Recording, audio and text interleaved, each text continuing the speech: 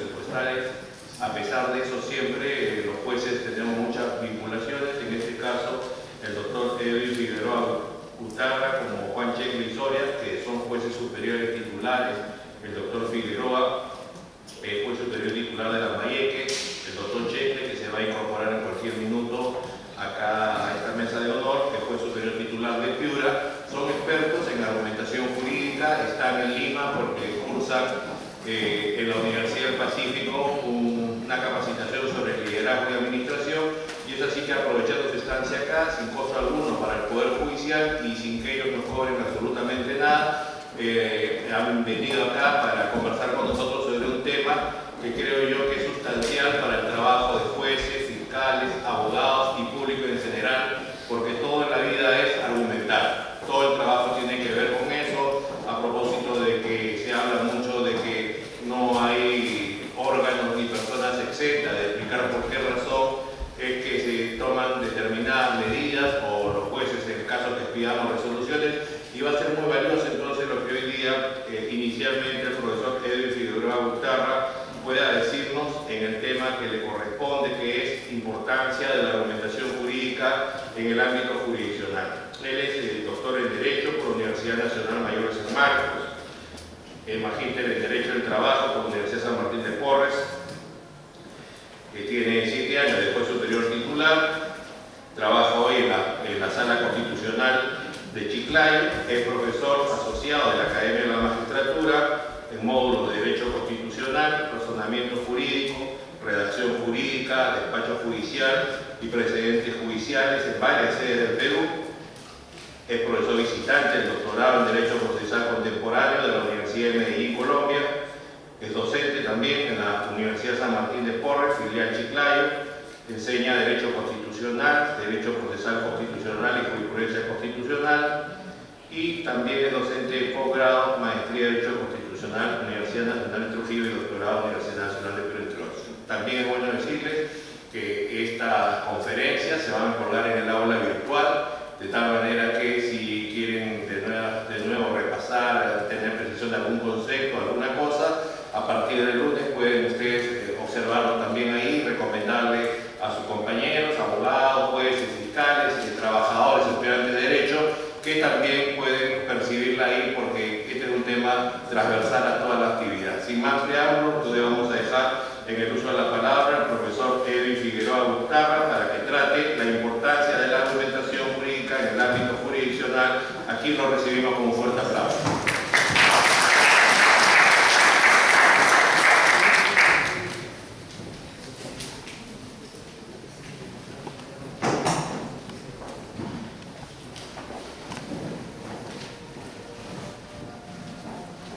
Doctor José Neira Flores, director de la Escuela de Formación de Auxiliares de esta Ilustre Corte Superior de Justicia, señores trabajadores, señores abogados que nos acompañan en esta oportunidad.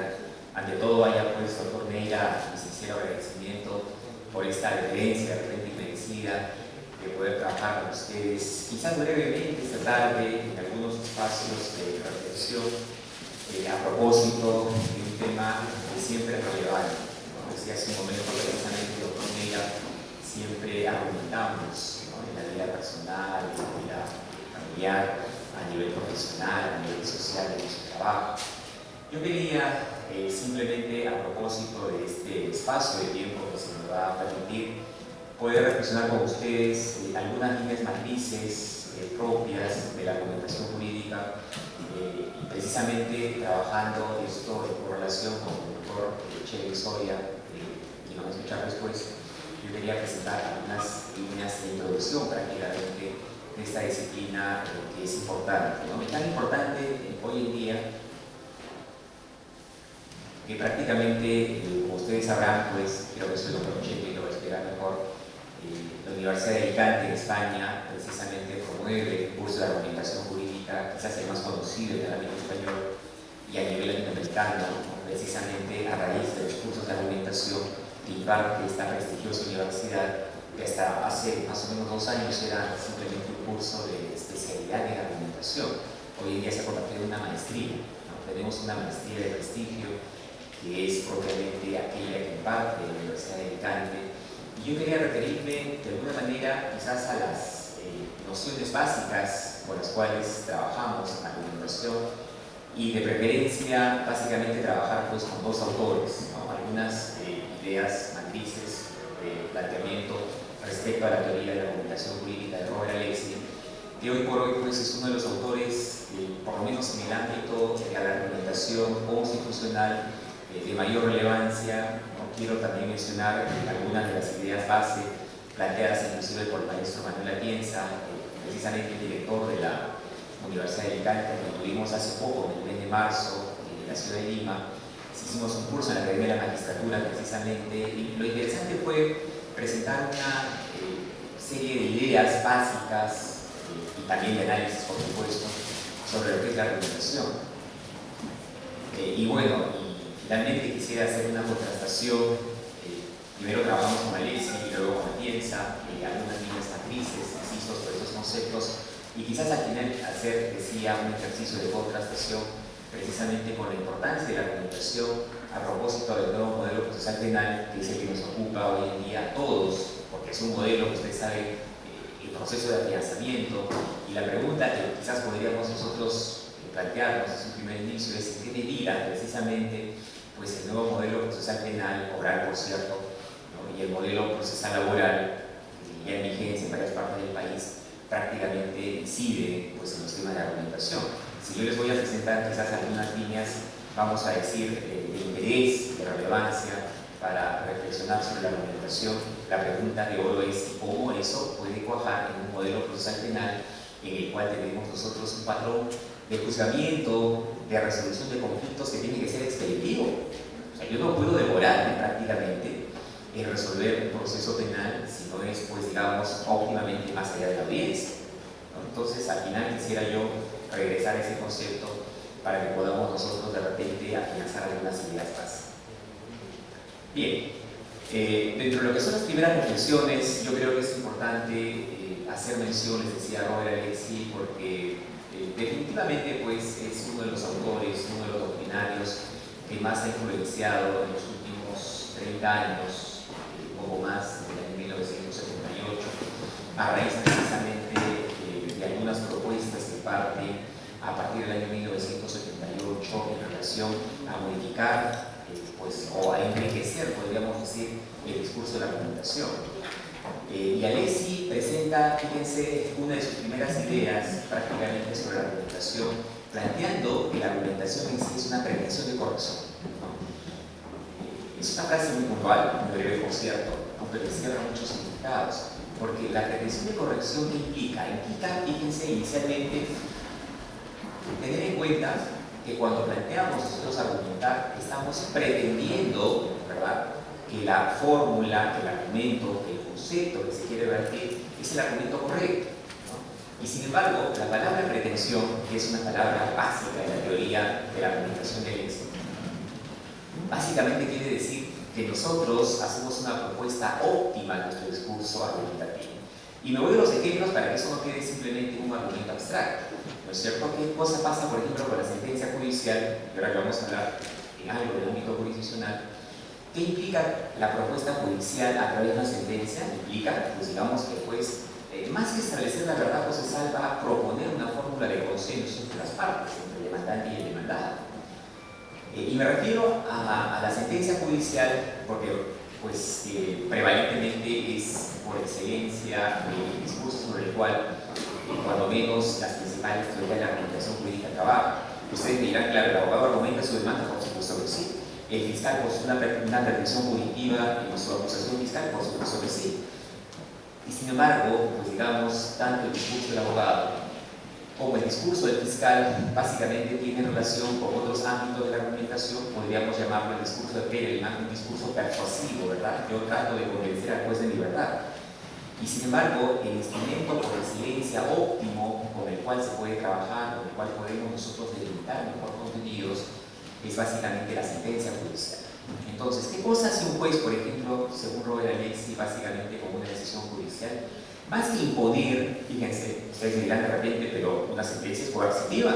porque no es facultativa. Una sentencia obliga prácticamente a determinada acción, conducta o modificación o inaplicación de una norma, ¿verdad? Pero sin embargo, en la base del discurso de ley, cuando se quiere plantear, o cuando se quiere por lo menos decir pretensión de corrección, la idea sustantiva ¿cuál es? ¿No? Que el juez propone una fórmula, ¿verdad?, a través de la cual se va a resolver el conflicto.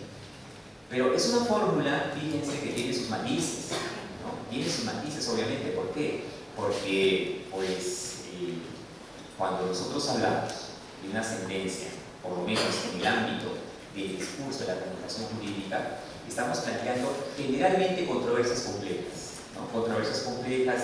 En la terminología de Atienza, por ejemplo, tenemos nosotros los casos fáciles, difíciles y trágicos, ¿no? Los casos fáciles, dice Atienza, básicamente son aquellos casos subsuntivos, ¿verdad? De una premisa mayor, una premisa menor y una conclusión. Entonces llego a una conclusión determinada. Si queremos aplicar un ejemplo de ello, podríamos decir, de repente, pues el artículo 106 del Código Penal hace referencia a la figura del homicidio. Decimos de repente Juan mata a Pedro, ¿verdad? Y la conclusión ¿cuál sería? Yo le impongo una pena a Juan. Pero nosotros que conocemos pues casos todos los días, que analizamos controversias, nos vamos a dar cuenta de que esto, en el planteamiento por lo menos de la fórmula de Atienza, es un planteamiento muy inicial. Normalmente los casos que tenemos superan la valla, ¿no?, de lo que son los conflictos fáciles o los casos fáciles. ¿Por qué? Porque el derecho de alguna manera es lógica inicial, ¿no es cierto? Premisa mayor, premisa menor y conclusión. Pero el derecho es mucho, y siguiendo esta, por lo menos referencia de Atienza, es muchas veces pues controversias complejas o casos difíciles y también casos trágicos, ¿no? Atienza lo que pretende hacer es decir, bueno, tenemos tres tipos de casos, ¿verdad? Los casos fáciles, difíciles y trágicos. Los casos fáciles, aquellos que son básicamente subsuntivos. Los casos difíciles que involucran, pues digamos, de repente muchas premisas normativas. Un caso penal en el cual nosotros tengamos, por ejemplo, pues asociación ilícita para delinquir, colusión y otros delitos más, ¿no?, donde tengamos una multiplicidad inclusive de pues, imputados y procesados, ¿no? Entonces el juez, y en eso los italianos han trabajado el tema, dicen es muy difícil llegar a la verdad procesal. Lo que hoy en día se está buscando es tratar de llegar pues, al consenso de la decisión judicial. ¿Para qué? Para que esa fórmula del juez, pues, al decir consenso, busque de alguna manera la situación más óptima, ¿no es cierto?, y no imponga una determinada situación.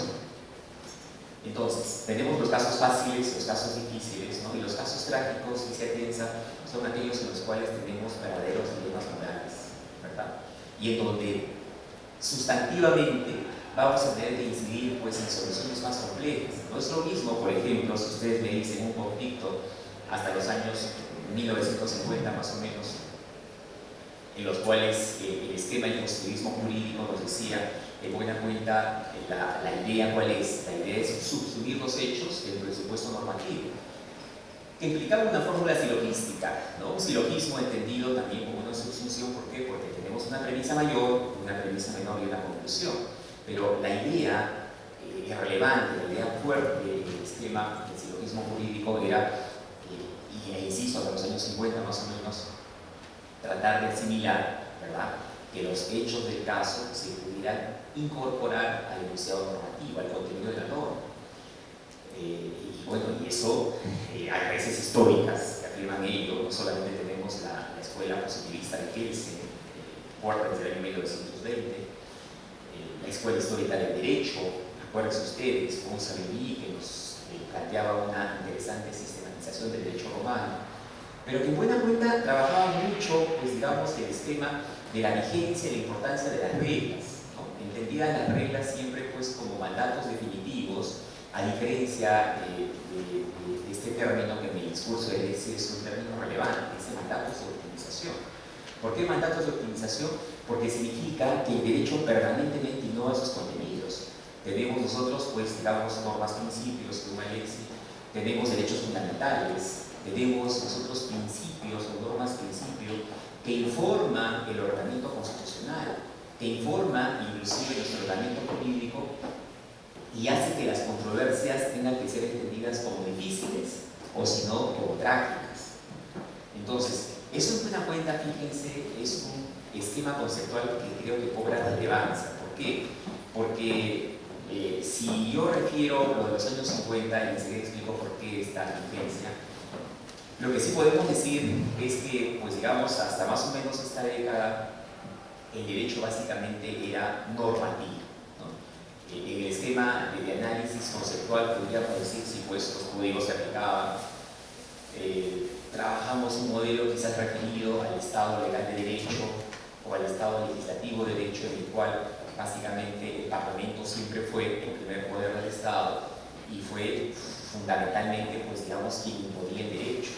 El Estado legislativo, ¿por qué? Porque la ley era la máxima norma del ordenamiento jurídico. Claro, en el esquema que enseñan ustedes me dirán, la pirámide que enseñan a la Constitución está en la cúspide, ¿verdad? De esa pirámide. Pero sin embargo, en el concepto que enseñan, la Constitución era una norma más, ¿no? Es decir, no era una norma vinculante, no era una norma con efectos plenos y fuera hombres, en el buen sentido del planteamiento, sino era una norma más. El esquema que enseñan no era simplemente, señores, se aplica la norma constitucional porque hay un concepto de enunciado normativo. Entonces, ¿qué pasaba básicamente con estos esquemas previos al actual contexto de la argumentación jurídica? Teníamos nosotros una prevalencia de una asimilación del concepto de la norma jurídica, básicamente, pues digamos, a un esquema que significaba básicamente aplicación de la norma. Y eso era, imagínense ustedes, un tema tan relevante, tan importante, por lo menos en el siglo XIX, y ustedes se acordarán, inclusive, los profesores post Revolución Francesa, ellos decían, nosotros no enseñamos derecho, nosotros enseñamos el Código de Napoleón. ¿Por qué? Porque precisamente, pues digamos, el Código de Napoleón era un poco la semilla prácticamente de todo el conocimiento jurídico vertido por lo menos hasta fines del siglo XVIII, 1804.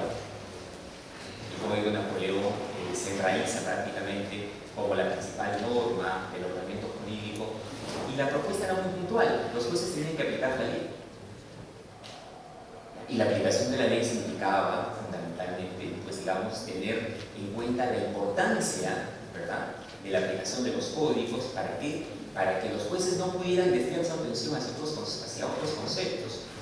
Y claro, y si engarzamos, fíjense, el Código de Napoleón, básicamente, pues digamos, con el esquema que posteriormente se implanta, y que al menos se trata de defender, ¿verdad?, con su teoría pura del derecho, cuando dice el derecho tiene que verse desprovisto de factores externos como la moral, por ejemplo, como la religión, como la sociología, ¿no? El esquema que enseñando básicamente tiene correlación con el Código Napoleónico de 1804.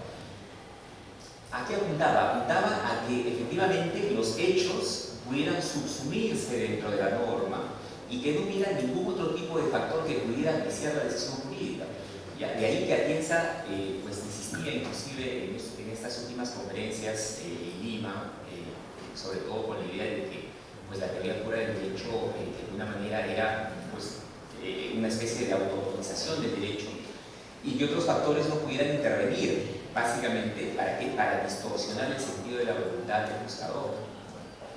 Y eso, pues fíjense, por lo menos en el siglo XIX y hasta buena parte del siglo XX, más o menos los años 50, comienza a adquirir relevancia. ¿Por qué? Porque pues, en realidad la ley era todo un derecho en estos periodos de tiempo. Y si después se iba más allá de la ley, distorsionaba la aplicación del derecho y por lo tanto pues, era inclusive sujeto de sanciones. Acuérdense ustedes que en la Revolución Francesa o post-Revolución Francesa los jueces que no aplicaban la ley se iban a la cárcel. Había pena para aquellos juzgadores que no aplicaran la ley. Es más, si el juez, por ejemplo, inclusive dudaba de la aplicación de la ley, había un procedimiento en la Francia post-revolucionaria que se llamaba el referé legislativo. ¿Qué implicaba ello? Hacer un cuadernillo simplemente para que el juez de la Revolución Francesa pudiera remitir, ¿verdad?, ese expediente al legislador, para que a su vez el legislador pudiera plantear la decisión jurídica correcta. Hoy en día ese procedimiento, fíjense, sería pues inconcebible en un Estado democrático y social de derecho. Entonces, la Francia revolucionaria, pues de alguna manera consolida esto, y ustedes lo habrán visto inclusive en la tumba de Napoleón, que es un espacio prácticamente de culto en Francia, en París. Está en el museo, al costado de los museos inválidos en Francia. Pues hay una serie de inscripciones alrededor de la tumba de Napoleón, y hubo una de ellas que a mí me llamó particularmente la atención, ¿no? Decía más o menos esto, decía: el solo código de 1804 ha hecho más por la historia del derecho que todos los códigos juntos previos. Y bueno, pues la frase yo creo que es objetiva, ¿no es cierto? Napoleón, para los franceses, pues era todo el derecho del siglo XIX. Ahora, es cierto, hay que convenir quizás con algunas fórmulas de la Escuela Histórica del Derecho, o la Escuela Positivista de Kelsen, ¿verdad? Me refiero a líneas matrices. ¿Por qué? Porque si yo, por ejemplo, tengo que resolver un conflicto jurídico como juez y distorsiono, pues digamos, mi decisión con valores morales, sociológicos, jurídicos, es probable que prima facie yo distorsione la solución del conflicto. Es probable. ¿Y por qué digo prima facie? Porque efectivamente, pues, nosotros egresamos de la universidad con una idea muy enraizada de la aplicación de la ley, ¿cierto? Hay que aplicar para un conflicto penal, seguramente el Código Procesal Penal y el Código Penal. Para un conflicto civil habrá que aplicar efectivamente el Código Procesal Civil y el Código Civil, ¿verdad? Si es que no hay más normas aplicables. En un conflicto administrativo tendré que aplicar seguramente la Ley General del Procedimiento Administrativo, y tendré que tener en cuenta qué cosa dice la norma. Pero ¿qué pasa? Y ahora sí ya puedo explicar algunas ideas sí, un poco más avanzadas. Que precisamente a partir de los años 50, concluida la Segunda Guerra Mundial, muchos estudiosos del derecho, muchos estados se comienzan a preguntar: ¿qué pasó pues con este resultado de la Segunda Guerra Mundial? Y nadie sabe hasta ahora la cifra exacta, y básicamente nos habla de entre 50 a 60 millones de muertos. Si teníamos de repente un estado social que se iba gestando, acuérdense ustedes, con la Constitución de Querétaro de 1917, prácticamente una constitución con contenidos sociales de avanzada. ¿Qué pasó con estas guerras mundiales, a pesar de la Constitución de Weimar de 1919, que buena cuenta nos planteaba inclusive pues la existencia de un estado social que comenzaba a ser fuerte? Y eso con las guerras mundiales se hizo allí, pues. O sea, si hubo una fase en la historia de la humanidad en la que más se pisotearon los derechos humanos, los derechos fundamentales, fue durante las dos guerras mundiales. El Estado de Derecho se acabó completamente. ¿Y eso qué significó? Significó, insisto, a partir de los años 50, básicamente un cambio de enfoque. Tenemos la Declaración Universal de los Derechos Humanos, que nos habla de derechos fundamentales universales inclusive. O sea, si en alguna forma, dice Alberto Sanchis, podemos ubicar un tipo de constitucionalismo mundial, hay una expresión sustantiva, como por ejemplo la Declaración Universal de Derechos Humanos, la Declaración Americana de Derechos Humanos de 1948, la misma Ley Fundamental de Bonn de Alemania de 1949, que ya plantea en sus artículos 19 y 20, fíjense, nociones de entrada respecto, por ejemplo, a la esencia de los derechos fundamentales. O sea, no pueden afectar los estados la esencia de los derechos fundamentales de las personas. Y si es que yo tengo, por ejemplo, que disponer sobre la vida de una persona y de repente como Estado tengo que aplicar la máxima sanción, tendrá que ser, pues, digamos, sin afectar su contenido esencial. Básicamente, de repente, pues que haya un debido proceso, que no haya arbitrariedad, ¿no es cierto?, en el curso de ese proceso.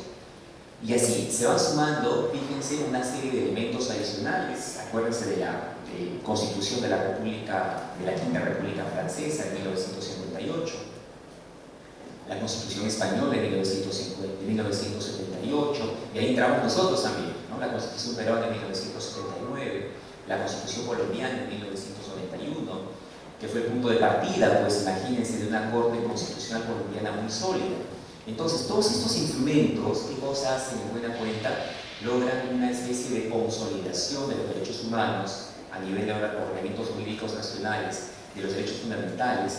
Y lo que plantea que en buena cuenta es un cambio de paradigmas, porque está bien, pues el positivismo jurídico en buena cuenta es una escuela necesaria, pero ya no podemos juzgar solamente desde la fría aplicación de la ley, como decía los revolucionarios franceses, que en buena cuenta plantean un nuevo derecho, ¿no es cierto? Un derecho en el cual el juez es la boca muda que pronuncia las palabras de la ley. ¿Por qué? porque desconfiaban de los tribunales del antiguo régimen, el ancien régime de Francia, que en buena cuenta implicaba pues, que esos tribunales simplemente en muchos casos no motivaban, imponían su voluntad, y eso gesta esa famosa desconfianza de los franceses en los jueces, ¿no? Si ustedes hacen un paralelo quizás entre estos dos ordenamientos interesantes, como el ordenamiento británico del siglo XVIII y XIX y de los franceses, sobre todo del siglo XIX, y hay contrastes muy marcados. Los franceses desconfían de los jueces, ¿no? Dicen los tribunales de la antigua Francia, sobre todo los del antiguo régimen,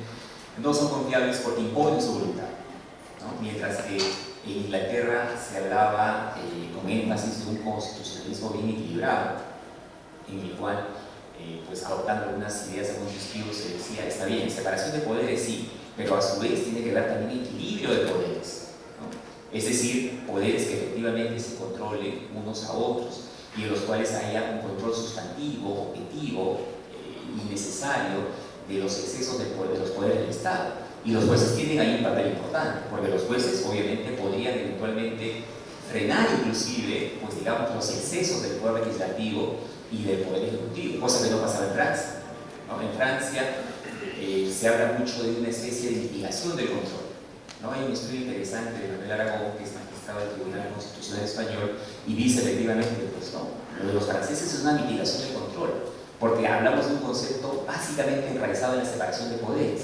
En el caso británico, pues la idea es que haya equilibrio de poderes. Y ustedes ven el esquema inclusive vigente hasta hoy en día, ¿no? El juez británico, por ejemplo, o el juez norteamericano, pues goza de prestigio, ¿no? Goza de prestigio porque hay una percepción distinta, hay otra forma de funcionamiento del derecho a través del cual pues, los parámetros son distintos, ¿no? Entonces, llegan, fíjense, los años 50, 60, en algunos casos se habla de la fiebre constitucional o de la fiebre de las constituciones, y estos parámetros van cambiando, ¿no? Entonces aparecen teorías interesantes como la de, por ejemplo, Theodor Fiebe en Alemania, la de Perelman, pues digamos, a partir de ciertos trabajos en francés, ¿cierto?, sobre el esquema de argumentación del derecho. Y básicamente estas nuevas ideas lo que plantean es, tiene que haber un cambio de parámetros en el derecho. Fiebe nos habla, a cierto modo, de los conceptos de la tópica jurídica, planteando una nueva forma de enfoque del derecho. La ley es importante, acepta Fiebe, pero más importante aún es que nosotros razonemos en función al momento, al lugar, a las condiciones del caso, y que tengamos en la tópica por lo menos una forma de pensamiento común. ¿Cómo resolverían en este caso, de acuerdo a este enfoque, esta determinada controversia jurídica, las personas, los jueces o los intérpretes? En el caso de Perelman, yo creo que siempre es un autor importante, al menos para los abogados. ¿Por qué? Porque el discurso argumentativo de Perelman significa básicamente trabajar persuasión, ¿no? Perelman dice, a grandes rasgos, pues digamos, la argumentación es la persuasión. Yo trabajo a nivel de dos auditorios, un auditorio personal a través del cual yo básicamente me llevo a convencer a mí mismo de lo que voy a plantear, y un segundo momento que es el auditorio universal. El auditorio universal es la comunidad jurídica, pues digamos es la humanidad misma, y cuando yo plantee un discurso que pretenda convencer, nuevamente encontramos esa fórmula en el caso de Perelman. Lo importante es que el discurso argumentativo, fíjense, pues digamos, pretenda convencer al juez, que es el llamado a decidir el conflicto, de la esencia, de la fortaleza de la pretensión, ¿no? Entonces, la idea de Perelman en buena cuenta es, pues digamos, trabajemos persuasión. Y claro, en eso Ricardo Guastini reconoce algunos elementos valorativos importantes, porque Guastini dice, mientras que el trabajo de los abogados es valoración, elección y decisión, ¿por qué? Porque valora los argumentos que va a conducir por la causa, elige propiamente qué argumentos se van a trabajar para conducir mejor esa causa y decide finalmente cómo conduce la prevención. Dice Guastini, en el caso de los jueces es distinto, pues porque mientras que el trabajo de los abogados es valoración, elección y decisión, el trabajo de los jueces es un trabajo racional. El abogado, y ahí ya hay críticas de Alexia Perelman, yo creo que fuertes, el juez tiene que racionalizar la prueba, por ejemplo. O sea, el juez podrá escuchar un muy buen argumento, a veces escuchamos muy buenos argumentos en los alegatos penales, por ejemplo, ¿no es cierto? Y se dice, acá está nuestro maestro José Neira, que lo que no es este juicio no es de este mundo, ¿verdad? Pero en ese esquema, fíjense, cuando Guaschini hace una valoración propiamente de estas ideas, dice, el trabajo del juez tiene que ser un trabajo racional. No puede ser pues un trabajo, pues, digamos, solamente de esa función del esquema persuasivo. Y ahí encuentra Alexis algunas primeras fisuras en el discurso de Perelman. ¿Por qué? Porque seguramente ustedes convendrán conmigo, no basta la persuasión en el derecho. En pocas palabras, para decirlo en términos más sencillos, no basta un simple esquema de buenos argumentos. O yo no podría resolver como juez porque he escuchado un muy buen alegato de un abogado. Lo que yo tendría que hacer, obviamente, es analizar la prueba.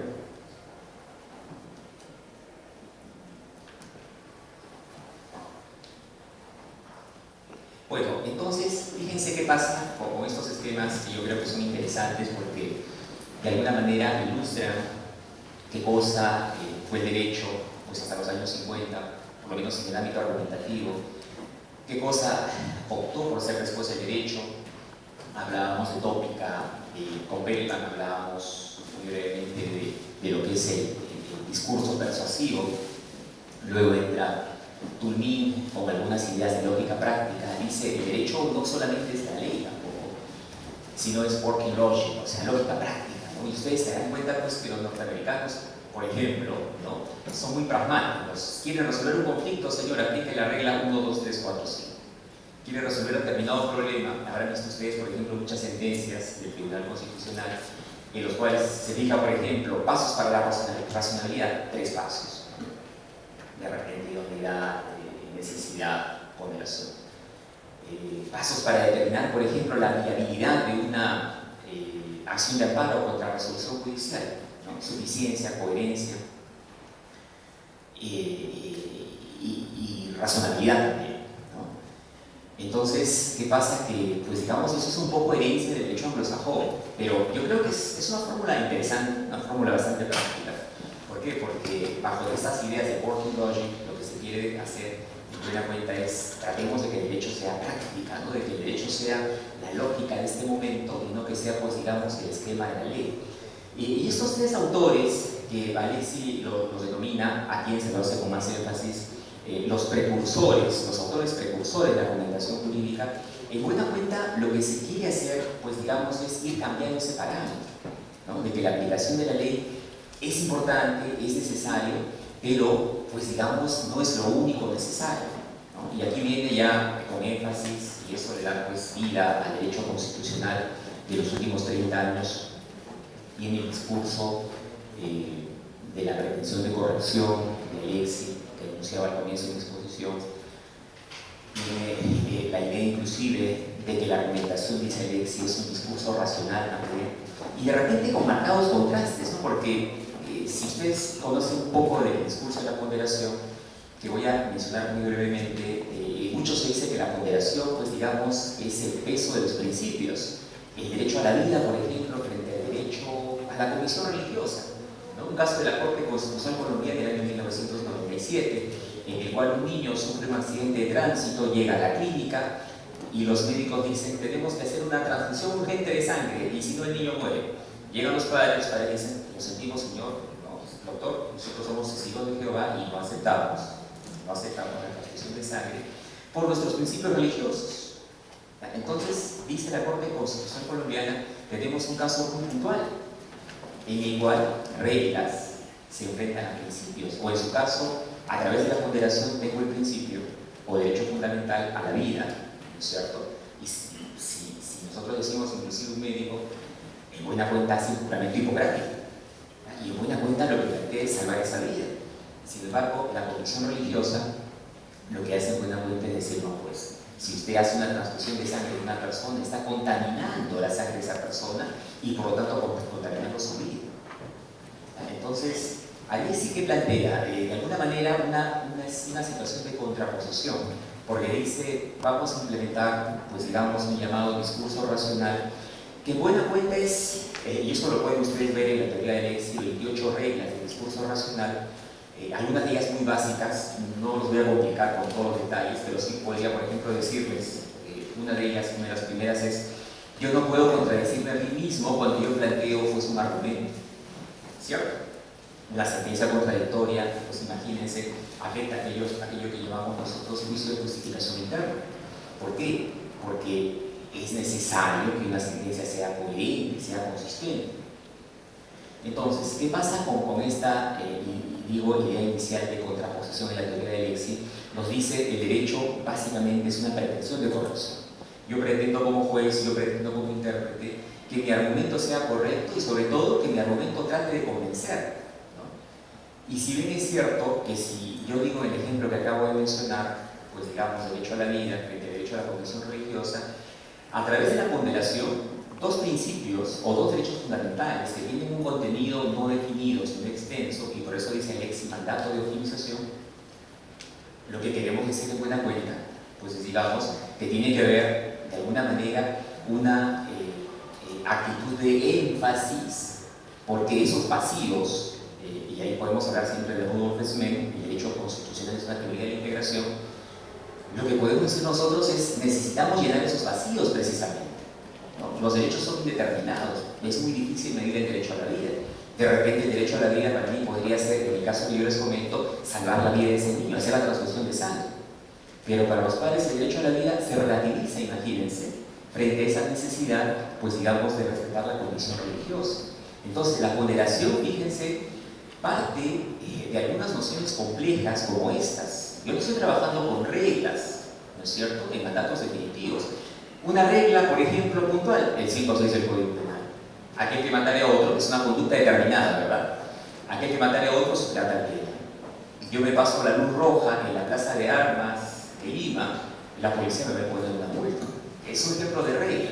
Las reglas tienen esa particularidad que son mandatos definitivos y por lo tanto aspiran a ser aplicados, pues digamos, de manera total, ¿no? O sea, dice Alexis, las reglas son la aplicación de todo o nada. O aplico la norma o no la aplico, simplemente. ¿Me pasé la luz roja o no me pasé? No me van a aplicar media multa por haber pisado un poco de repente pues las líneas cebra, como se dice ahora, ¿no? Si yo hablo de un caso penal, yo tendría que ser en todo caso pues homicida, pero no puede ser medio homicida, ¿no? O si yo soy titular, vamos a decir, de obligación de dar suma de dinero, soy deudor, no podría ser medio deudor, ¿verdad? Entonces, las reglas, fíjense, para hacer una delimitación y entender un poco mejor este concepto, las reglas son fundamentalmente mandatos definitivos. ¿Por qué? Porque ordenan hacer algo de una manera definitiva, todo o nada, ¿ya? Y las reglas son el insumo sustantivo, el insumo básico con el cual trabajamos todos los días los jueces. Los códigos sustantivos, los códigos adjetivos nos obligan a la aplicación de las reglas. Las normas tienen una naturaleza, son prescriptivas, son coercitivas. Habrá normas declarativas excepcionalmente, pues, ¿no? A ver, cumplo 18 años de edad, esa es una norma declarativa, comienzo a ganar derechos, puedo ejercer el derecho al voto, por ejemplo.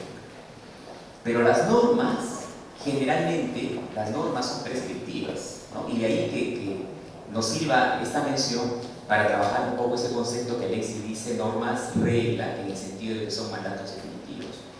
Y estos mandatos definitivos se oponen, en buena cuenta, pues a las normas principio o derechos fundamentales, también llamados derechos humanos. Cuando yo digo, en ese caso concreto, que les planteo la transfusión de sangre, el médico tendrá que pensarlo dos veces, ¿verdad?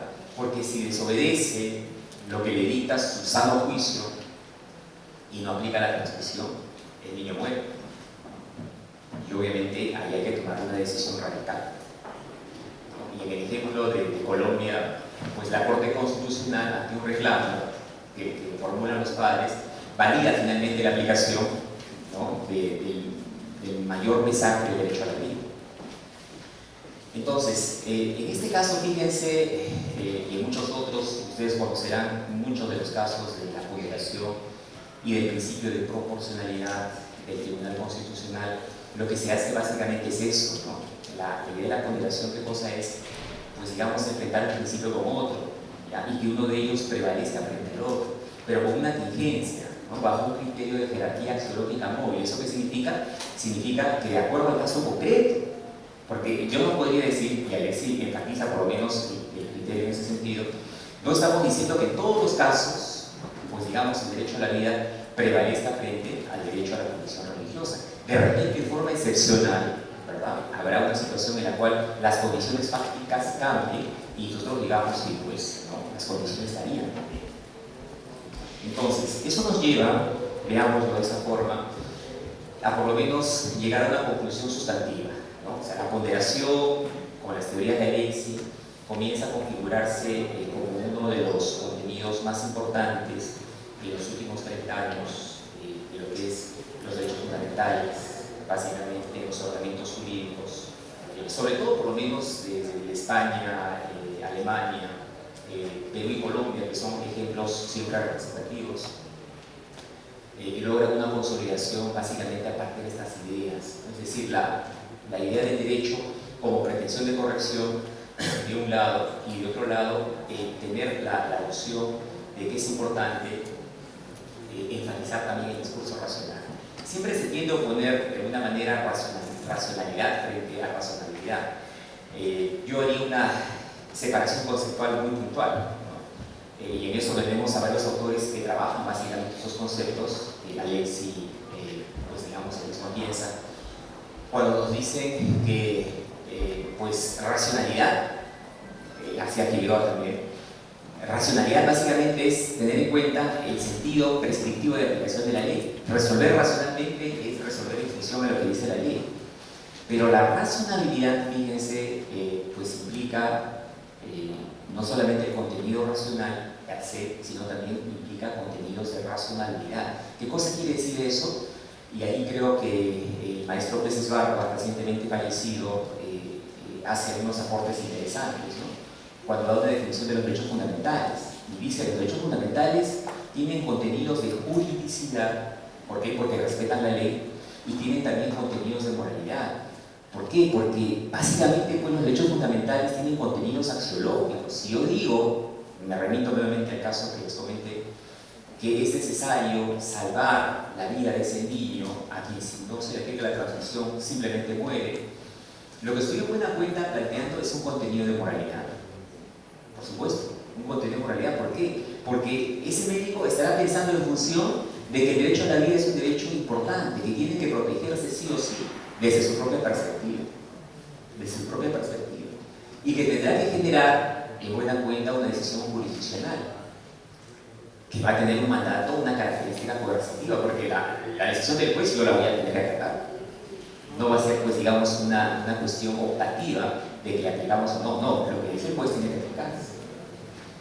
Y ahí es interesante, creo yo, y lo remarco de esa forma, a pesar de esas, pues, no extensiones, por lo menos debidamente definidas de los principios, entrar a tallar con el segundo elemento o componente de la teoría de Alexis, que en buena cuenta viene a ser pues estas reglas, decía el discurso racional. Son 28 reglas, ustedes pueden ver con detalle la teoría de la argumentación jurídica de Alexis, pero son importantes, ¿verdad? ¿Por qué? Porque ayudan de alguna manera a enriquecer el discurso de la ponderación, que en buena cuenta es el discurso, insisto, de las Cortes y Tribunales Constitucionales de los últimos 30 años.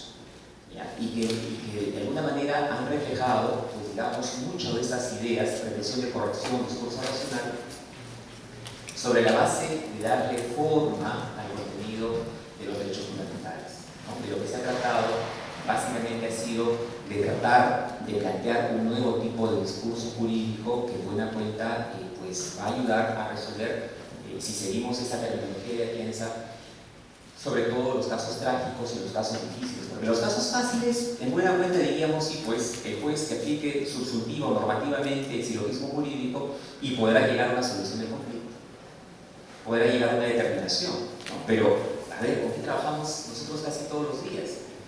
En esa idea abierta de interpretación del derecho que propugna Peter Herbert, ¿no? O sea, el derecho dice, no es solamente la interpretación de los jueces, es también aquella que hace toda la comunidad jurídica, los abogados, los académicos, etc. Por eso habla de una sociedad abierta de intérpretes de la Constitución. Entonces, en realidad, pues, el tema aquí es que nosotros podemos, de alguna manera, plantear un interesante escenario a través del cual se enriquece la interpretación del derecho. Y hoy en día estamos viendo con muchos casos de nuestra propia realidad. Simplemente es complicado, yo siempre lo admito, ¿no? Es complicado que los jueces tengamos muchas veces que subordinar nuestra interpretación al Tribunal Constitucional, que también se puede equivocar. Hay casos en los cuales obviamente hay sentencias de alguna manera criticadas. Y sin embargo, fíjense, la doctrina comparada, los ordenamientos constitucionales definidos, por lo menos en estas realidades próximas que influyen sobre la peruana, que son Alemania, España, Colombia, el punto es similar. La interpretación constitucional, pues digamos, de los órganos que hacen control concentrado y revisan de alguna manera, aunque de forma muy indirecta, porque el control incluso lo resuelve en última instancia, lo prueba la Corte Suprema. Pero quien hace, me refiero, interpretación suprema de la Constitución, pues sí es el Tribunal Constitucional. Y eso me da pie, fíjense, para poder hablar del segundo tema.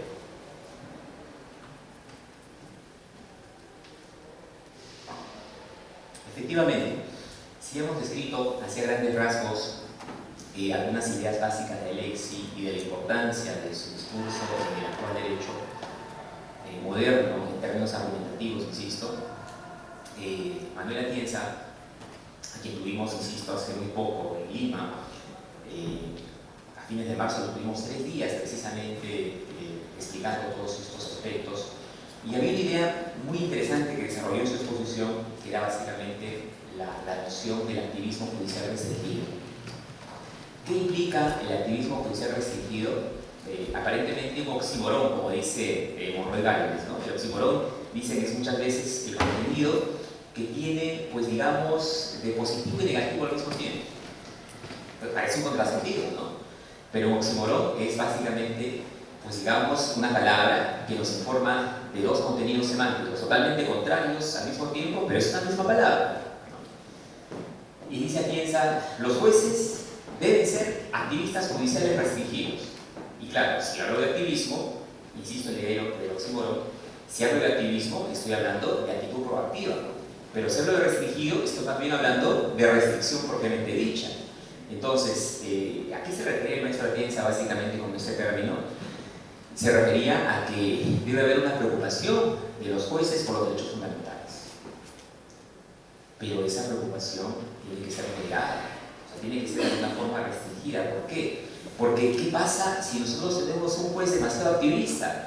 Un juez demasiado pro derechos humanos, insisto en el término demasiado, porque el juez tiene que ser juez pro defensor de la democracia, pro defensor del Estado democrático y social de derecho, tiene que defender el Estado constitucional, tiene que defender los derechos fundamentales. Pero el problema viene, ¿no es cierto?, cuando ese activismo judicial se desborda, y cuando se emiten pues, decisiones que de alguna manera tienen un margen de cuestionabilidad, ¿no?, o de oposición. Entonces, el doctor Atienza decía, es necesario que los jueces sigan enfatizando su discurso jurídico por la defensa de los derechos fundamentales, ¿no? Y a partir de ahí trabaja algunas ideas interesantes de Alexis, como por ejemplo, pues esta famosa reconciliación entre el derecho y la moral. Hoy en día, al año 2012, de repente, podemos hablar pues de que el esquema del derecho, a diferencia del esquema que diseñaron en 1919, se ha cambiado bastante. Porque mientras que con Kelsen teníamos de repente un buen positivismo jurídico, así casi inicial, de comienzo, de inicio, con el derecho constitucional de los años 1980 a 2012, muchos autores plantean, Atienza y Alexis, una reconciliación entre el derecho y la moral. ¿Por qué? Porque el derecho constitucional, lo dije hace un rato inclusive, es mucho de interpretación de los contenidos axiológicos de los derechos fundamentales. O sea, hay muchas sentencias del tribunal, y vale la pena mencionar algunas sentencias interesantes del Poder Judicial en este aspecto. Muchas de estas sentencias se preocupan, fíjense, por darle mayor contenido a los derechos fundamentales. Y si no, pues veamos algunas muy puntuales. Y somos PJ, de alguna forma quizás convenga no mencionar el amplio espectro, sí de buenas sentencias del tribunal, pero tenemos buenas sentencias del Poder Judicial defendiendo también los derechos fundamentales. El caso, por ejemplo, María Navarro, en Piura, una cadete embarazada que es separada de la escuela de policía ¿no? Simplemente por haber infringido el reglamento de que los cadetes o las cadetas no se pueden embarazar. Una sentencia importante de la Sala Civil de Piura le da la razón a Mariana Abad en primera y segunda instancia y dice se ordena su reincorporación a la escuela de policía. Y la premisa es muy puntual: contenido axiológico valorativo de un derecho fundamental desde el punto de vista de que es necesario, fíjense, tener en cuenta el derecho fundamental a la educación. Obviamente, ordenar la restitución en términos, pues digamos, puntuales, de que el embarazo ni siquiera es una enfermedad, el embarazo es un estado humano. Y ese estado humano que genera el respeto, pues digamos, por una condición personal, humana, y en todo caso, dice la sala, señores, pues suspendamos en todo caso la preparación formativa, el periodo de instrucción de Mariana Abad durante su embarazo, concluyó el embarazo, que retorne pues digamos, a su periodo de formación. Esa es una sentencia, una segunda interesante, es básicamente esta del caso Béjar. Ustedes lo deben conocer, el doctor Emil Béjar acaba de ser nombrado hace pocas semanas, inclusive el primer juez incidente del Perú, pero por un concurso, no por mandato judicial. Lo curioso del caso Béjar, pues digamos, aparte de ser el primer juez incidente del Perú, es que hace algunos años, más o menos 2 o 3, él postula una plaza de fiscal provincial adjunto en el Cusco. El Consejo Nacional de Magistratura recibe sus documentos y el día del examen no le permite retirar su evaluación. ¿Por qué? Señor, porque usted es ciego, porque es invidente. Pero, pues, el hecho de ser invidente es una cosa suficiente. El caso llega, pues digamos, a los órganos constitucionales de primera y segunda instancia del Poder Judicial en el Cusco y Béjar, candidato, gana en primera y segunda instancia. Y bueno, efectivamente, pues el Consejo Nacional de la Magistratura utiliza como argumento de defensa que el reglamento no permitía a los invidentes poder dar una declaración escrita. Y sin embargo, pues ustedes podrán observar que eso es un argumento obviamente insuficiente, porque tenemos que asumir en todo caso la dimensión de un buen argumento, ¿no? Yo siempre digo, inicialmente un buen argumento es aquel que es consistente, o sea, no contradictorio, coherente, que por lo menos sigue ciertos valores, seguramente libertad, democracia, Estado de Derecho, Estado constitucional, y sobre todo que pueda ser prevalente. Es decir, que el argumento pueda oponerse al contrario. Claro, hay muchas condiciones más de los argumentos para que yo pueda, obviamente, hablar de una buena argumentación, pero por lo menos estos argumentos iniciales, sumarios y por lo menos indispensables, creo yo que son los que identifican un buen argumento. Y bueno, Béjar finalmente pues gana el derecho a poder rendir el examen. Claro que al final no es nombrado.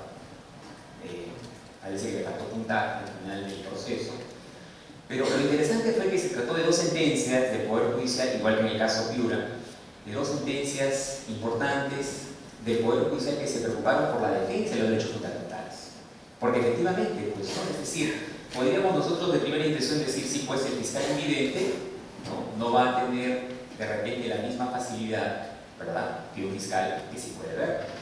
Podrá ser un operativo, tendrá dificultades, necesitará quizás un lazarillo. Pero es que eso amigos, rompe pues con el principio de igualdad, que todo Estado democrático y social de derecho exige. O sea, la igualdad no puede ser simplemente porque tú tienes una condición física distinta, no puedes rendir esta evaluación. Es más, en el derecho comparado ya hay un criterio consolidado con firmeza en el sentido de que el invidente no es ciego en el sentido de discapacidad, sino se habla de diversidad funcional. O sea, ¿qué quiere eso decir? Fíjense, lo interesante del término, y esto lo trabajan los costarricenses con más énfasis, dice que tiene otras capacidades, ¿verdad? Y ustedes se podrán hacer la idea, efectivamente, pues por ejemplo, alguien que es invidente, lo primero que va a desarrollar más va a ser el sentido, pues digamos, posiblemente el oído. Va a escuchar mucho mejor que nosotros, por supuesto, porque se ve enfrentado a algunos tipos de impedimento y va a desarrollar otros sentidos. Entonces, el derecho comparado se está hablando con mucho énfasis ahora de diversidad funcional, que buenamente implica que se trata más bien de otras capacidades. Pero si yo le digo a una persona, no puedes rendir este examen simplemente porque eres ciego, definitivamente se entiende que hay afectación sustantiva a un derecho fundamental.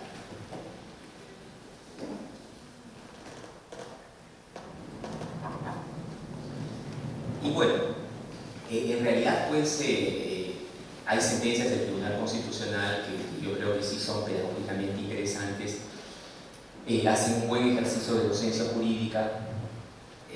Eso creo que los jueces no lo podemos desconocer, porque finalmente si algo se ha planteado de manera enfática en los últimos de repente 10 años desde que volvimos a la democracia, es que hemos tenido un tribunal ciertamente fuerte, obviamente con algunos periodos difíciles, ¿verdad? Pero lo importante es, pues, digamos, este choque de poderes, ¿no? En eso Atienza dice, precisamente, pues, para que evitemos nosotros esas situaciones extremas, el activismo judicial restringido tiene que obedecer a una noción a través de la cual, pues, los jueces sean coherentes con sus fallos, a manejar hasta cierto punto este famoso principio de autolimitación en la doctrina constitucional, que nos habla del self-restraint, ¿no? O principio de autolimitación, a través del cual los jueces no se excedan en sus fallos, ¿no? Y si tiene que ver con derechos fundamentales, con mayor razón todavía, porque fíjense, no nos olvidemos de un tema que es importante, ¿no? El artículo 22 del Código Procesal Constitucional hace referencia a que las sentencias constitucionales prevalecen sobre las sentencias de la jurisdicción ordinaria. Eso no es tan sencillo de asimilar. ¿Por qué? Porque con esa lógica, de acuerdo al esquema procesal, un juez civil, fíjense, de primera instancia, o juez penal de primera instancia, si fuera el caso, que haga las veces de juez constitucional, podría realizar eventualmente un fallo de la Corte Suprema, que sería jurisdicción ordinaria. Ahora, ustedes me dirán, pero ¿cómo un juez de primera instancia puede revisar a la Corte Suprema? ¿No? Y eso procesalmente es posible si hablamos de un amparo contra resolución judicial. ¿Por qué? Porque la Corte Suprema no es instancia, como sabemos en la doctrina, ¿no es cierto? Excepcionalmente la Corte Suprema es instancia, pero en términos regulares la Corte Suprema cierra el debate jurídico, pero en jurisdicción ordinaria, ¿ya? Y esa decisión, con autoridad de cosa juzgada, en buena cuenta nos dice, pues, obviamente, que es susceptible, de acuerdo al esquema procesal vigente, es susceptible de ser revisada por la intervención de un juez constitucional, juez civil en nuestro ordenamiento normalmente, de primera instancia. Lo interesante en Lima es que tenemos, si no llevo mal el cálculo, 12 jueces constitucionales. En Chiclayo tenemos una sala constitucional de segunda instancia. La idea ha sido de repente un plan piloto para Chiclayo, a fin de que en el resto del país haya más salas constitucionales, pero yo les cuento que nuestra sala solamente revisa habeas corpus, amparo, libertad de cumplimiento, solo esos 4 tipos de procesos. Somos la primera sala constitucional del país, y eventualmente revisamos también acción popular o órgano de primera instancia. En Ayacucho ya hay un juez titular también constitucional que revisa los 4 tipos de procesos. En Lima entiendo que solamente amparo, libertad de cumplimiento, pero en Ayacucho, fíjense, este juez constitucional titular revisa estos 4 tipos de procesos que realizamos en la sala. Ahora, claro, de repente lo óptimo sería pues que haya más órganos constitucionales. Ese es un tema que yo entiendo todavía está en debate, pero si eso fuera cierto en el corto o mediano plazo, me parece interesante el ejercicio, porque implicaría básicamente, pues, digamos, una posibilidad de especialización en el área constitucional. Y yo creo que en esos términos, pues, digamos, si tenemos especialización, quizás, por lo menos es la premisa, ¿no? La premisa es que haya, pues, digamos, competencia especializada para que nosotros podamos asumir, pues, digamos, de repente un rol que yo creo que si nos comparamos con los vecinos, estamos manejando, en ciernes, no es cierto, pero estamos manejándolo con cierto margen de liderazgo, ¿no? Por ejemplo, algunas veces yo voy a Colombia con una cátedra que tengo, y es cierto, la Corte Constitucional colombiana desde el año 1991 es así una corte bastante sólida, ¿no? Una buena, pues, digamos, actuación con magistrados muy sólidos en el área constitucional. Y sin embargo, algunos comentarios que a veces hacemos con los peruanos es que quizás el alumno en algunas cuestiones ha superado al maestro. ¿Por qué les digo esto? Porque Colombia ha sentado interesantes conceptos del derecho constitucional en los últimos 20 años prácticamente. Ellos han consolidado instituciones importantes como por ejemplo el Estado de Cosas inconstitucional, ¿no? Y otras tantas figuras más. Y sin embargo no tiene código procesal constitucional, cosa que sí ocurre con el Perú. Ahora, Perú tiene el primer código procesal constitucional a nivel latinoamericano, porque el primero, el realidad objetivo, es el Código Procesal Constitucional de Tucumán. El año pasado estuvimos con el doctor Díaz Rich en Huancayo, en el 10º Congreso de Derecho Constitucional, y él puntualmente decía, la idea era darle organicidad a los procesos constitucionales, ¿no? Ver la forma de que argumentativamente, inclusive, pues digamos, el discurso constitucional tenga sus propios caracteres y tenga sus propios matices, ¿verdad? Entonces, creo que es una necesidad, es una exigencia, y si tenemos, insisto, pues digamos, especialidad constitucional, es muy probable que podamos inclusive mejorar argumentativamente las sentencias. Bien, dado que me quedan pocos minutos, quizás quería cerrar mi exposición, al margen de muchos temas que quedan en el tintero, básicamente con la importancia que hoy en día tiene hablar de estos temas de argumentación, ¿verdad? Desde la óptica de Alexis, la óptica de Atienza, y cómo ellos de alguna manera se correlacionan con nuestros esquemas argumentativos, ¿no? Hoy en día decimos, por ejemplo, y en eso se hace mucho énfasis en la Academia de la Magistratura, en casi todos los cursos que estamos manejando, en el ascenso, en aspirantes, en actualización, perfeccionamiento y en el habilitante. Básicamente hablamos de los temas de justificación interna y justificación externa, ¿no? Hablamos de contexto, descubrimiento y contexto y justificación. ¿Por qué justificación interna? De manera muy sumida, simplemente porque estamos buscando que no haya contradicciones en el discurso jurídico de los jueces y también de los fiscales, ¿verdad? Entonces, justificación interna, en buena cuenta, trata, fíjense, de que aspiremos a que las sentencias no sean contradictorias. Decimos justificación externa porque obviamente pues lo que queremos nosotros tratar de ver y separar es que, por ejemplo, haya una, se dice en doctrina, una adecuada corrección material de las premisas. ¿Qué significa eso? En términos muy sencillos, simplemente que las sentencias aspiren, fíjense, pretensión de corrección, si quieren llamarlo así, al menos yo lo llamo de esa forma, que las sentencias puedan aspirar, pues digamos, a plantear un buen análisis de la ley, ahora podríamos decir también de la Constitución, un buen análisis de la jurisprudencia. Tenemos presentes vinculantes, por ejemplo, que ya obligan a los jueces en determinadas circunstancias, y también se dice, pues digamos, una buena aplicación de la doctrina cuando sea concurrente, cuando sea pertinente, inclusive mencionarlo. Entonces, justificación externa, que dice Marina Soga Villán, en buena cuenta, es una buena aplicación de la ley, la jurisprudencia y la doctrina, ¿no? Y cuando hablamos de contexto, descubrimiento y contexto de justificación, lo único que queremos hacer en esos cursos que a veces nos toman pues semanas o meses, es tratar de separar, y ahí creo que sería válida alguna definición de García Figueroa, los motivos de las razones, ¿no? ¿Por qué diferenciamos los conceptos? Porque los motivos, fíjense, en buena cuenta van a explicar, y ahí tiene un trabajo interesante García Figueroa, que hace una descripción conceptual importante. Los motivos son básicamente, pues digamos, los criterios de opinión, la formación del juez, la idiosincrasia prácticamente, para que yo pueda analizar o resolver un caso. Mientras el contexto de justificación es aquel contexto o aquella situación en la cual yo tengo que explicar las razones del fallo. Un ejemplo muy concreto: si un juez va a aplicar, por ejemplo, cadena perpetua por un determinado delito, y aplico yo el criterio de contexto y descubrimiento, yo no le podría decir, señor juez, ¿usted por qué aplica esa pena? ¿No es cierto? Con vía contexto y descubrimiento, motivos, idiosincrasia, valores, yo no podría decir por qué usted aplica esa pena, pero yo sí podría decirle en contexto y justificación, ven usted las razones, fíjense la diferencia de enfoque, por las cuales ustedes aplican esa pena.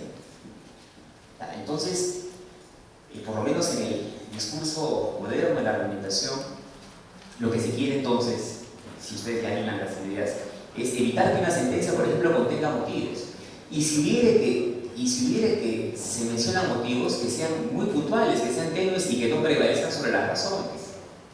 ¿Ya? Entonces hay una diferencia pues, importante, porque la sentencia debe ser una buena exposición de razones, es decir, de fundamentos, de justificaciones, que yo pueda someter a control normativo, de repente la ley, y que pueda someter también a control jurisdiccional a través también del ámbito, desde el ámbito constitucional.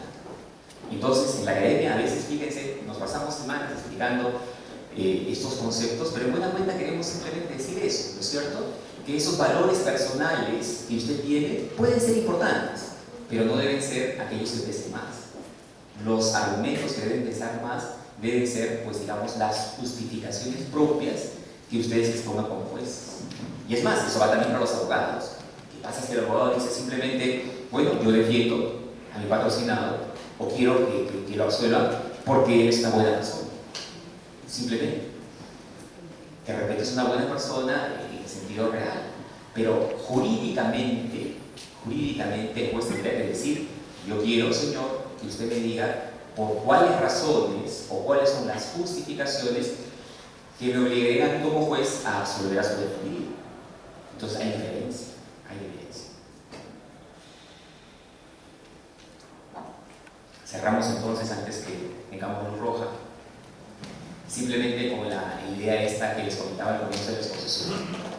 Es importante que los jueces trabajemos con los argumentos más óptimos, ¿no es cierto? De alguna manera la argumentación jurídica se ha planteado para un trabajo de análisis, ¿no? Para un trabajo, pues digamos, a través del cual, yo no diría trabajo de gabinete, porque hoy en día el derecho se está oralizando mucho, pero en buena cuenta todavía la argumentación jurídica desarrolla varios patrones a través de los cuales, pues digamos, los jueces todavía tenemos algún término para resolver. Pero ¿qué pasa? Y de repente eso es una tendencia que se está consolidando. ¿Qué pasa si todo el derecho se va a ir oralizando, pues en los próximos quinquenios? Tenemos el derecho procesal penal oralizado, el derecho laboral en vías de oralización, probablemente sigue el derecho de familia, y después, de aquí a unos, no sé, 50 años, podamos hablar de todo el derecho oralizado. Simplemente la idea de fondo, y en eso el maestro Atienza aporta también algunas ideas, dice, igual, es igual, la argumentación va a seguir siendo importante en aquel juez pues, que tiene que reunir, fíjense, en toda esa etapa, ¿no es cierto?, en la cual de repente contrasta argumentos demandante demandado, imputado acusador, etc. Va a tener que hacer ese trabajo de argumentación mucho más rápido. Obviamente hay mayor exigencia, porque al término de la audiencia yo voy a tener que sustentar, fíjense, pues digamos, en un ejercicio de argumentación importante, necesario, concluyente, las razones que lo aportan. Ahora, si es cierto, pues digamos, el discurso de la argumentación se puede visualizar mejor cuando separamos el análisis lógico de la sentencia, cuando nosotros construimos los argumentos, cuando le damos forma, pues digamos, a las pautas interpretativas necesarias, cuando finalmente los jueces, principalmente los jueces, ejercemos motivación o determinamos la motivación propiamente de las sentencias, ¿no? En esos casos se va construyendo un trabajo, si quieren llamarlo de gabinete, interesante por cierto, que debe reforzar las sentencias. Ahora, ¿qué hace el modelo procesal penal? Simplemente dice, señores, aplicaremos lógica, argumentación, interpretación y motivación en una sola sesión. Pero la exigencia argumentativa sigue siendo alta. El juez se va a ver instado, de alguna forma, a resolver más rápidamente, pues digamos, todos estos parámetros y a tratar de plantear, en buena cuenta, creo que es una idea relevante, pues digamos, un buen ejercicio de argumentación. Yo quiero agradecer esta oportunidad de poder trabajar con ustedes. Sé que el tiempo es bastante corto, me quedan algunas materias, en todo caso, por trabajar, pero me permití tomarme la libertad de enviar un trabajo por PDF en el cual básicamente resumo la ponencia hacia grandes rasgos. Si la escuela lo considera conveniente, con todo gusto ese material lo cedemos para que ustedes lo puedan leer. La idea ha sido plantear por lo menos algunas reflexiones muy iniciales a propósito de estos temas y sobre todo me gustaría terminar con una reflexión de Atienza sobre esta materia, ¿no? Se dice, el derecho pues es abstracción, es cierto, ¿no? El derecho es práctica también, pero qué importante, pues digamos, es hacer buena abstracción del derecho para que precisamente esa abstracción sea buena práctica, ¿no? Y la buena práctica, yo creo que es el trabajo que hacemos los jueces todos los días, los abogados, los jueces, de alguna manera los académicos. Estamos tratando de hacer siempre mejor argumentación, pero obviamente yo sé que el camino es complejo, ¿no? Sin embargo, creo que si todos nos sumamos, es muy probable que tengamos cada vez mejores estándares de argumentación. Gracias.